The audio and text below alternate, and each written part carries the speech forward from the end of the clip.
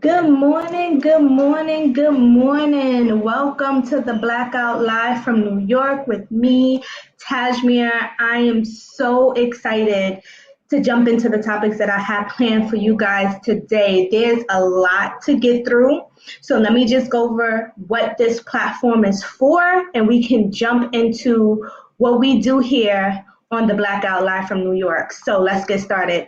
The Blackout Live from New York with me, your host, Tasemere's purpose is to celebrate Black folks across the diaspora and to have an open dialogue about Black economics, how we reimagine trends in business, and explore the magic that we have. Today is a jam-packed day. Definitely let me know if you want to jump into any of these topics that we're going to be talking about today.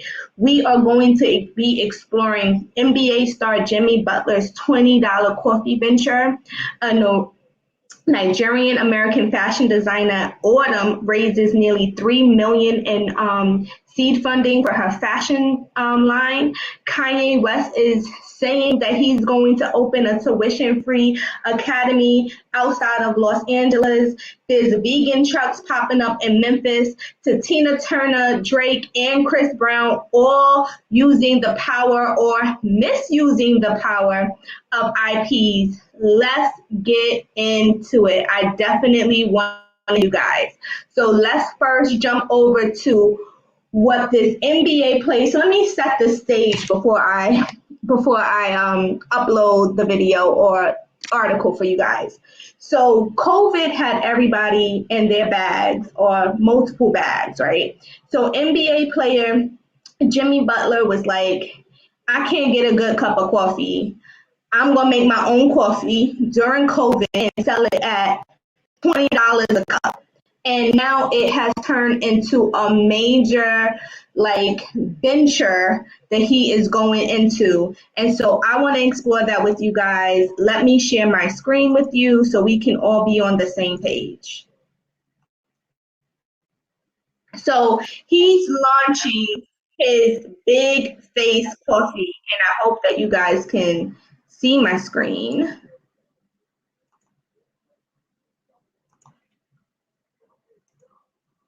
So he's launching his Big Face coffee brand. And as you can see, he didn't really have plans on launching this business until COVID. So like most people, he, got the entrepreneurial bug sitting at home in COVID trying to figure out what was going to be his next move, right? So he has basically launched Big Face Coffee as a partnership with an e-commerce company called Shopify, which most people know of Shopify because Shopify is one of these platforms that most entrepreneurs are using as their e-commerce platform to sell their products, right? And so he also is leveraging this intellectual property that he has. It's important that we do start discussing the power of IP because later on in this show, we are going to talk about how Tina Turner has used her IP to get to multiple bags, whereas Chris Brown and Drake are being sued for copyright infringement. So this IP topic is becoming more and more popular. But to stay focused on what's happening with Big Face Coffee, I'm excited to jump into this. I mean, he woke up, he decided to just launch this business. He was selling this coffee for $20 a cup. It's pretty impressive. I mean, the purchase totaled over $65,000 for over 100 pounds of premium El Salvador coffee. So we're also talking about exploring how America and South America are doing business in a way that people don't usually think about it. Coffee is home to a lot of South American countries are growing coffee that is being imported into the US, right? And so we usually don't really think about how in the diaspora of just coffee, how there's so much happening during the in the diaspora of Black folks. And I'm just so excited for this new venture. I am not a coffee drinker, so I don't know how good this coffee has to taste for it to be $20 a cup, but he is definitely doing it. So to move over to another person that's doing it, I don't know if you guys are into fashion. I am not a fashionista by any stretch of the imagination, but I gotta give my props to Autumn, who has raised nearly $3 million for nameplate fashion brand. I mean, that is amazing. We are really doing our thing in the venture capital space and going out there and raising this money. This is something that Black folks have traditionally been cut out of, this whole raising money to launch businesses. But as you guys can see, even if you haven't been watching this show, you can see throughout all of these articles that we're talking about today is really exploring how we are leveraging either our own brand to raise money, or we are just out here taking risk and just doing the damn thing, right? So she has definitely been shopping around, trying to figure out how she was going to raise this money. So as you can see from the first line, after the fashion designer secured approximately 1.3 million in investments at a little over a year ago and set up shop in Los Angeles, she went from a one-woman show to a team of 4, increasing revenues by 400% and attracting this attention of celebrity fans.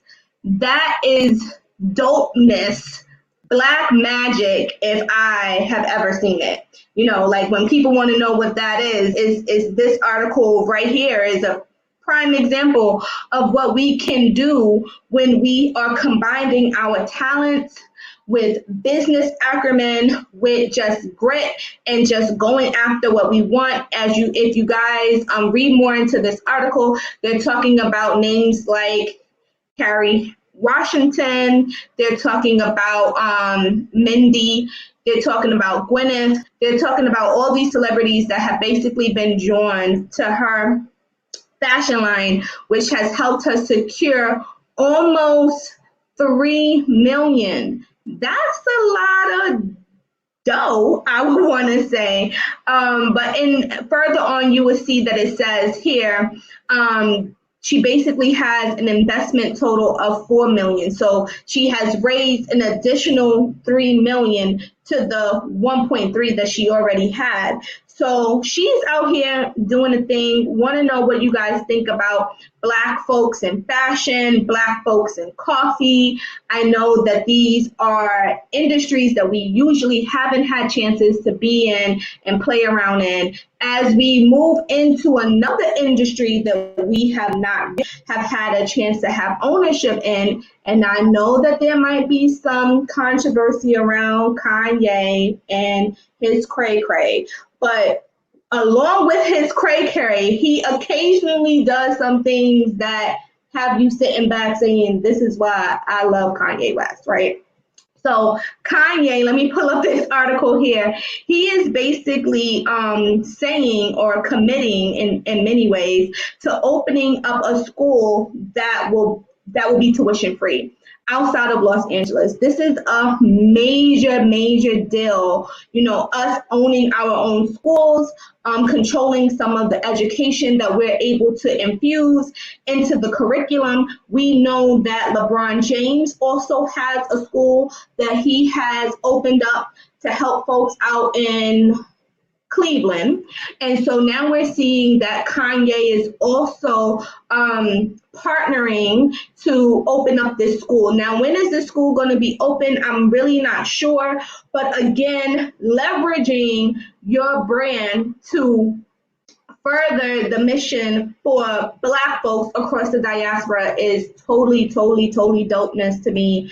Definitely want to know what you guys think. If not for nothing, what are you thinking about this topic right here?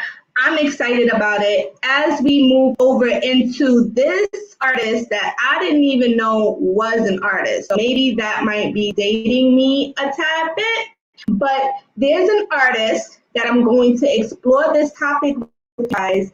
Didn't even know that he exists again. However, he is opening up vegan stores and by way of food trucks out in Memphis, Tennessee, which is his hometown. So let's explore that, because I just think this week, I don't know what happened. Maybe for some people, maybe it's Mercury retrograde, maybe it's not. I have no idea, but we got a lot of things going on here. StreamYard, what is happening? I was here with StreamYard, not sure what is going on, if it's my computer or such. So bear with me one moment. Okay, here I am. Guys, I'm not sure what's happening. I said, I don't know if it's Mercury retrograde or what's going on, but I wanted to share with you guys an article here on NLE. I know, don't ask me about what's going on with that, because I have no idea. As I said, didn't even know he was out here doing something. Don't ask me what song, what music, I ain't got no clue. But what he is doing is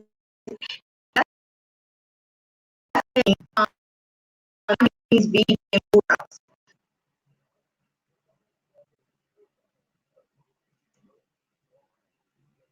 Okay. See here, as you see, you know, he got the going on all over the place. But he is saying that he wants to launch these vegan food options in Memphis because he wants to help crime. And this has been a topic that we have been exploring a lot over the past couple of weeks, how celebrities, people of power, people in different positions are really trying to figure out how to combat crime. And to go a little bit off topic, when I was in graduate school, I did explore, you know, community gardens and access to food as a way to perhaps reduce crime in Black neighborhoods. Or in neighborhoods that had increased crime activity happening. So I'm excited to see how this is going to maybe become a thing, right? Maybe become a way of how we are going to be exploring the links between food and crime, exploring the links between now Black folks being more or having more vegan options accessible to them. Because remember, if we even think back into the history, we started as hunters and gatherers, right? So this whole thing around us wanting to eat seasonally, wanting to eat healthy food is not a new topic for us. Some may also say we created the whole concept of farm to table. I have heard that concept and idea thrown around many of times. So this right here is nothing new to the Black community for now wanting healthier food options. I wanted to hop over. Oh, hey, Donnie. I wanted to hop over and explore what's with Tina Turner. So Tina Turner, my girl, I love that ain't got nothing to do with it show. I love it, love it, love it, love it, love it.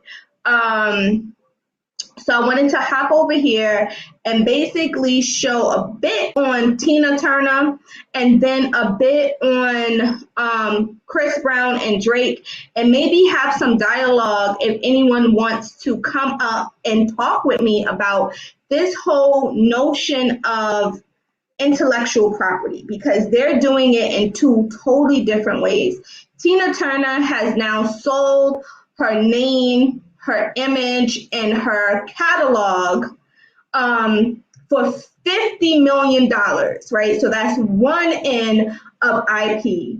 However, on the other end of IP, I'm going to put up an article where Chris Brown and Drake are now being sued for copyright infringement for their song No Guidance, right? So we're seeing how, having your ducks in a row for as it relates to your IP and having control over what that is and how that is used and how you can also use it is impacting, maybe being another revenue stream. Some people are pissed with Tina Turner for selling her name and selling her catalog and selling her imagery. Some people think that it was a really dope move. So let's explore this together and then explore Chris Brown and Drake and what's happening with that. And then we can be able to have some dialogue around what's going on.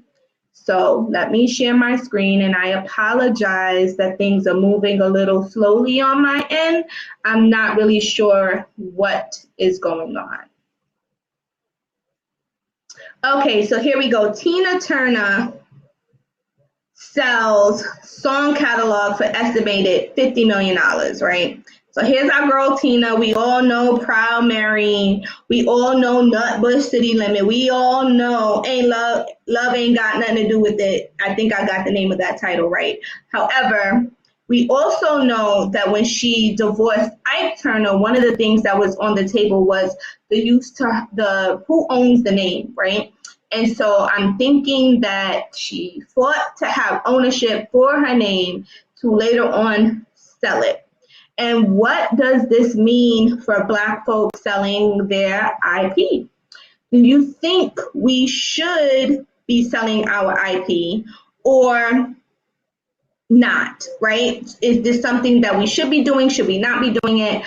Chris Brown, on the other hand, and Drake are in some hot water with another duo that is saying that they basically lifted, if not some, but most of their lyrics or content of their songs. And so now Chris Brown and Drake have to figure out, like, what does that mean and what are they going to do about it? So now let's explore that here.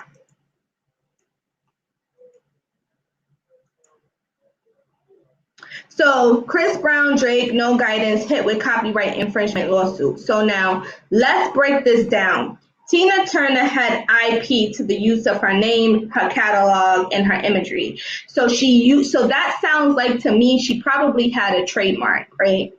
And now Chris Brown and Drake are on the other end of a copyright. They are two different forms of intellectual property that you register to say that you have ownership of this. Now, you can try to register your trademark or your copyright yourself. Usually people go to an attorney because they know all the ins and outs of the application. They also know how to respond to an examiner that is, trying to figure out, do they really have ownership of this and whatever else goes along with that. So needless to say, whether you own a trademark or a copyright, and it is yours and you have registered it and you have all the protection for it, you can then send what is known as cease and desist notices when you determine or find out or notified that someone else is using your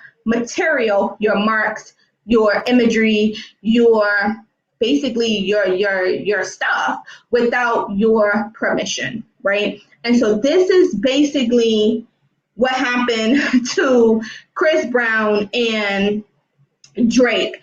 They have a duo who says that they basically lifted some of their lyrics and or their complete song from another song that they had already put out that is entitled I Love Your Dress. Now, what I have learned, and I am not an attorney, but I have been trying to understand IP because IP is something that we are getting more and more into as time goes on. And so when you create a song, when you write a book, when you do a video, I am almost certain that once you publish it and you put it out there, you have some copyright protection, not all of it, right? Now, when you register it, that means that you can sue somebody if you find out that they took your stuff, right? Now, a trademark, just because you use your name and you don't register it or whatever, it's up for grabs. The trademark is like first come, first serve, right? So now, what the heck is happening with Chris Brown? Like, as musicians and artists, I would expect that Chris Brown and Drake would make sure that they are not by any way, shape, or form taking somebody else's stuff, because that's where things can get really tricky in the music industry. I think even with like sounds and beats and all this other stuff, right? So I would think they would have a team that would have tried to make sure that this wasn't going to be a thing, but obviously that is not what happened. And so now we see the opposite end of, you know, what happens when you don't make sure that your ducks are in a row, with them now being sued. I have no idea with how much they're being sued, what this lawsuit is going to entail. Will it go as far as, you know, all the revenue that they've made off of no guidance, or new products that they've been able to create, new opportunities that they've been able to get? I mean, if they are able to sue for all of that stuff, that's a nice bag, but for the people that win, but not so much for the folks that are on the other end, which is Chris Brown and Drake. So as we think about economics, this definitely impacts their economical stability, right? Because now this song was like number one on the radio and doing all these amazing things, and now they are no longer able to play it or use it the way that they did. They just now lost not just the money that they're going to have to pay in a lawsuit, but they lost all this other stuff too. So just wanting to bring that up to you guys. There are celebrities selling their IP by way of Tina Turner, and people being sued for stealing someone else's IP by way of Chris Brown and Drake. And then I want to move into two very interesting topics. I haven't explored this as much, but this is definitely something that came out earlier this week that I wanted to bring to your attention, which is car insurance. And so there is this whole move to making car insurance more equitable. And I want to share this article with you guys and explore what the heck is this and what does it mean for Black folks, right? So Loop raises 21 million Series A to make car insurance more equitable. So if you guys aren't familiar with crowdfunding or venture capital funding, there's all these different series of funds: Series A, Series B, Series C, friends and family round, all these different rounds. All I know is that they went and they got some money, and they got a good chunk of money, $21 million, wanting to know, what do you guys think of raising this money in order to make car insurance more accessible or equitable for people of color? I'm going to focus on Black folks because that's what I do. I'm sure that there are some NFTs and some Bitcoins that might be wrapped up into this, but I definitely want us to follow this story or this emerging company down a little bit more. As you can read, as I scrolled all the way down, you see that the founder's vision for Loop is to build the most honest and transparent financial service company in the world. They claim they are not interested in an acquisition price, but a listing price, hinting at ambitions of taking the company public in the future. So this is also something that I've been toying around. As you know, more Black folks are exploring how to get into the investment game. This might be a company for Black folks to start thinking about investing in if they know that this is going to go public. Again, you probably want to discuss that with the powers that be in order to determine if that makes sense for you and what it is that you are trying to do. As we go into Atlanta's wealthiest and whitest district wants to succeed from being part of the city of Atlanta. I didn't even know that that was possible. I know that there has been talks of people wanting to create their own cities and their own communities and things like that. But now we have Atlanta back here with Atlanta wanting to succeed. What do you guys think about this? As you can see from a little synopsis here, some residents are pushing to make Buckhead its own city, the latest in a series of political ruptures by race and class across the metro area. This is important. I mean, I know that we have our focus in a whole lot of other places, but we should definitely be looking at what does this mean. I know from just hearing about people talk about Atlanta, and reading a little bit about Atlanta, that Buckhead is one of the most booming places in Atlanta, very popular for Black folks to either dine, entertain there, in some cases live there, wanting to understand what the heck will that mean for the economy, but more importantly, what does that mean for Black folks that are out in Atlanta? And I wanted to close out with some young folks, right? How can we not talk about our young, dynamic Black children that are now thinking about being entrepreneurs? That is so sweet, and so profound of them. You know, I didn't really know that being an entrepreneur was an actual profession, right? Most of us don't really consider that when we grow up, we want to be entrepreneurs. And so to see this shift and young people now saying, like, I want to delve into entrepreneurship and what this can mean and what this can look like is amazing. So I wanted to definitely talk about this 8-year-old who is out here doing amazing things, so excited about it, and wanted to explore, 8-year-old boy CEO Little D launches plush doll line to spread brown boy joy. And so I definitely wanted to talk about that and explore that with you guys a little bit. If you just hang in there with me for a second, I have to make a quick little run and then I'll be right back.